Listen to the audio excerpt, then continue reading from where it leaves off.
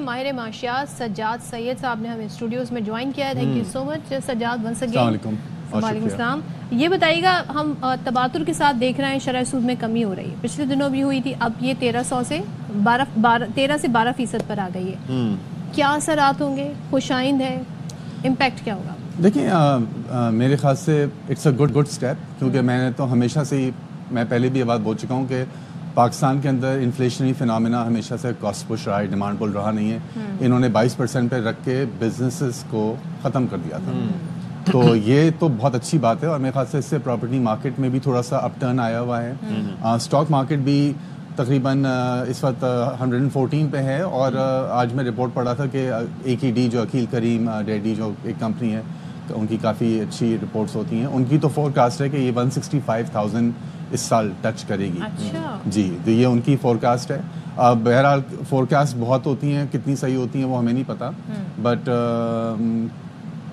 these are good signs I think for the economy. Inflation is expected to be for the first time in after 3-4 years to come under 10%. اور یہ جو real estate sector کے بارے میں کچھ کل کہا جا رہا تھا کہ 1 کروڑ سے زیادہ کی جو ٹرانزیکشنز ہوں گی یا اس سے زیادہ بائنگ ہوگی تو اس کو الگ سے شو کرنا ہوگا آمدن میں. جی, اور اس پہ عارف حبیب صاحب نے غالباً کہا تھا کہ جی وہ 5 کروڑ تک کی اس کو کیپ کرنا چاہیے. جی, you have any idea about that کہ وہ کیا ہے؟ دیکھیں ہمارے یہاں جو پراپرٹی مارکیٹ کے اندر جو سب سے بڑی پرابلم تھی وہ یہ تھی کہ پراپرٹی مارکیٹ کے جو لاز تھے وہ ہمیشہ بلیک اکانومی اور شیڈو اکانومی کو فیور کرتے تھے. کہ آپ نے اگر 100 روپے کی پراپرٹی خریدی ہے تو اس کی ریئل ویلیو آپ 20 دکھا دیں, اور 80 جو آپ کا بلیک ہے وہ اس میں وائٹ ہو جائے گا. تو وہ ایسے ہی ہوتا ہے, اور وہ ایسے ہی ہو رہا ہے ابھی بھی. اور جب تک یہ, اور دیکھیں 1 کروڑ میں کچھ بھی نہیں ملتا, ظاہر سی بات ہے. تو جتنا یہ اس کو 5 کروڑ میں بھی آئی تھنک بہت سے لوگ جو ہیں وہ ملٹیپل ٹرانزیکشن کر سکتے ہیں, 3-4 کروڑ روپے کے اپارٹمنٹس کی, and cruise under the radar. تو اس لمٹ کو جتنا کم سے کم کیا جائے اتنی ڈاکیومنٹیشن بہتر ہوگی. اور اٹس اے 2-edged sword. جب آپ اس کو کم کریں گے تو جو بائر اب نہیں خرید سکتا ڈکلیئر کرنے کے لیے وہ مارکیٹ سے ایگزٹ بھی کرے گا, تو اس سے پراپرٹی مارکیٹ ڈاؤن بھی ہوگی. لیکن لانگ ٹرم میں لوگوں کو یہ پتا لگ جائے گا کہ بھائی پراپرٹی خریدنے کا اب ایک ہی طریقہ ہے, وہ یہ کہ جو ہے وہ ڈکلیئرڈ ہو. تو ہمیشہ شارٹ ٹرم کے اندر سیکریفائس ہوتی ہے اگر آپ کو لانگ ٹرم میں اکانومی کو ڈاکیومنٹ کر کے اسٹریم لائن کرنا ہے. اور یہ جو ابھی یہ جو سنگل ڈیجٹ میں لانے کا, آئی ریمبر کہ کووڈ کے ٹائم پہ آئی بلیو کہ سنگل ڈیجٹ میں آئی تھی شرح سود. سر کووڈ کے ٹائم پہ تو آپ دیکھیں نا, میں ہمیشہ سے ایک ہی بات بولتا آ رہا ہوں کہ Pakistani inflation is correlated to oil prices. اور کووڈ کے ٹائم پہ کیا ہوا, سارے جہاز نیچے تھے, ساری اکنامک ایکٹیویٹی بند تھی, آئل پرائسز پلمٹ کر گئی تھیں, پاکستان کی انفلیشن پلمٹ کر گئی. دیر از اے اسٹرانگ کوریلیشن. اس وقت تو ریمبر نیگیٹو میں چلا گیا تھا, بالکل نیگیٹو میں چلا گیا تھا. اور اب تو ہمارے یہاں جو پاکستان کے لیے جو ایک اچھی بات ہے وہ یہ کہ ہم تو نہیں کر رہے کچھ, لیکن دنیا بھر میں ڈیمانڈ فار فاسل فیول جو ہے وہ کم ہوتی جا رہی ہے. الیکٹرک کارز, رینیویبل انرجی پہ اتنا زور ہے کہ انلیس کوئی جنگ ونگ چھڑ جائے کہیں پہ, oil prices are not likely to. اس کا امپیکٹ کیا ہوگا؟ یہ ٹارگٹ ہے جون تک کہ اس کو 7 سے 8% پہ لے آئیں گے. دیکھیں ابھی ایک بہت بڑی چیز باقی ہے, اور وہ ہے آپ کی اپ کمنگ بجٹ. اور اپ کمنگ بجٹ میں آپ کا ٹیکس ٹو GDP ریشو کہاں ہوتا ہے, آپ کی پلانڈ گورنمنٹ اسپینڈنگ کتنی ہے, آپ کا ڈیفیسٹ کتنا بنے گا, کیونکہ آپ کی ڈیفیسٹ فائنانسنگ سینٹرل بینک کرتا ہے پیسے چھاپ کے. یہ ایک بہت بڑی چیز ہے جو کہ ڈٹرمن کرے گی انفلیشنری پریشرز کو آنے والے 4-5 مہینوں میں. یہ تو ابھی جو ٹریجیکٹری ہے وہ ہے اپنی جگہ, آئل پرائسز بھی اسٹیبل ہیں, اکانومی بھی بہتر ہو رہی ہے, لیکن اپ کمنگ بجٹ اس کے اندر ڈیفیسٹ جو خسارہ ہوتا ہے. یہ جو ڈیمانڈ پل کی آپ بات کر رہے ہیں, جی, اگر گورنمنٹ, بعض حکومتیں ایسا کرتی ہیں کہ وہ یہ کرتی ہیں کہ آپ شرح سود کم کر دیتی ہیں, لونز وغیرہ لوگ بینکوں سے لیتے ہیں, تو پھر وہ ڈیمانڈ پل والا چکر پھر آنا شروع ہو جاتا ہے. بالکل ہو جاتا ہے. You know it's very tricky. بالکل, بٹ یہ ہے کہ ایسا ہوتا ہے, it's a cause and effect loop, یہ مستقل چلتا رہتا ہے. اگر ہم 2017-16 اس دور کی ٹل 2019 لوگ بڑی تعداد میں گاڑیاں بھی خرید رہے تھے اور لون بھی لے رہے تھے بینکوں سے, وہ اب سب شروع ہونے والا ہے. اب 12% پہ آ گیا نا, 12% پہ آ گیا. جی, اب دیکھیں اگر انہوں نے اور ریڈکشن کری تو پھر لوگ گاڑیاں خریدیں گے, پھر آٹو فائنانسنگ, پرائیویٹ لونز, پھر ہم کہیں گے کہ جی ہماری اکانومی جو ہے الیکٹرک کار بھی لے سکیں گے, پھر ایک اپ ٹرن آئے گا. تو یہ دیکھیں یہ تو کانسٹنٹ چیزیں ہیں, ہمیشہ اوپر نیچے چیزیں ہوتی ہیں اور آپ کو رائٹ مومنٹ پہ ٹویک کرنا ہے. ایک چیز مجھے بتائیں جی, اب کیونکہ ہم یہاں سے تو سردی جا رہی ہے, بالکل, اور ڈر ہمیں سب سے زیادہ کیا لگتا ہے سردی کے جانے سے, گرمی آئے گی, بجلی کے بل بڑھ جائیں گے, جو کہ پچھلا ہمارا جو تجربہ ہے وہ ٹرامیٹک رہا ہے.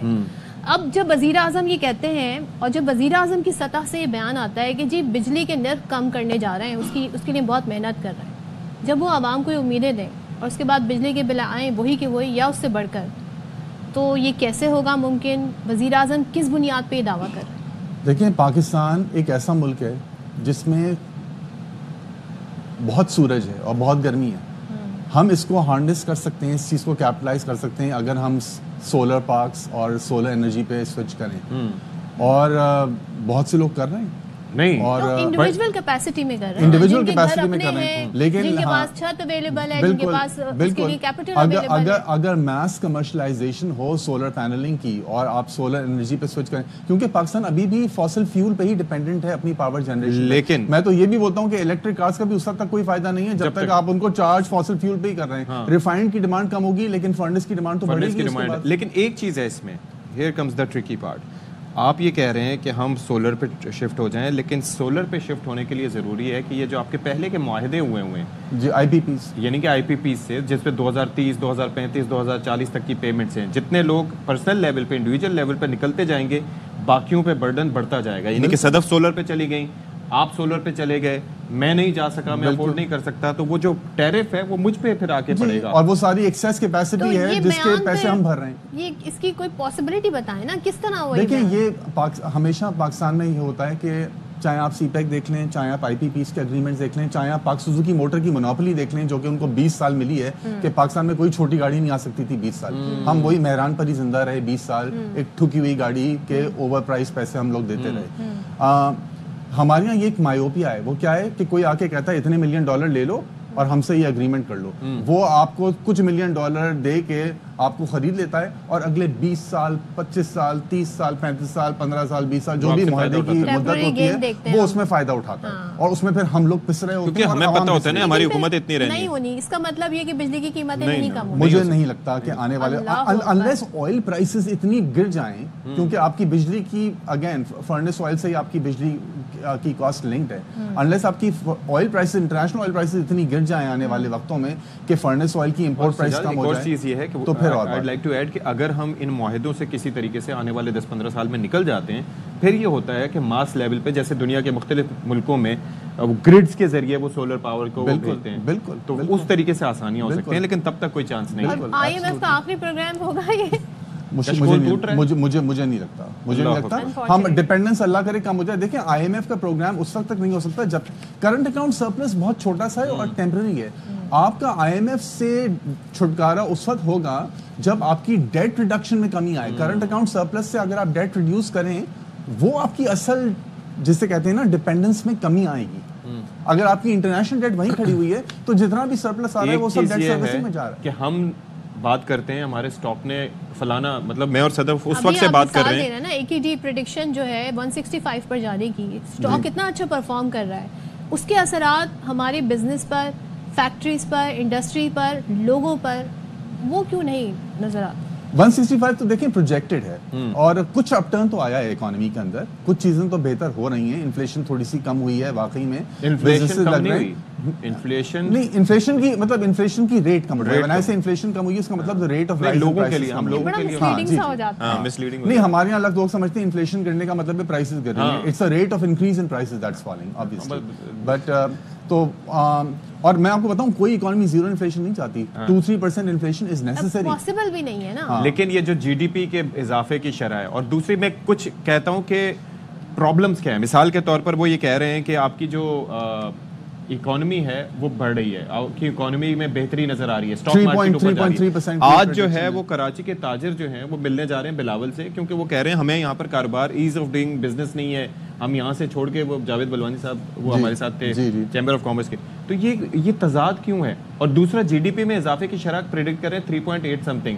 یہاں پر تو آبادی میں اضافے کی شرح اور جی ڈی پی کی شرح ایک جتنی ہے، تو ترقی خاک ہوگی. تو وہ جی ڈی پی کی بات کر رہے ہیں نا، G D P per capita کی بات نہیں کر رہے ہیں نا. فرق ہو گیا نا. سرمایہ دار کما رہے ہیں، عوام نہیں کما رہے.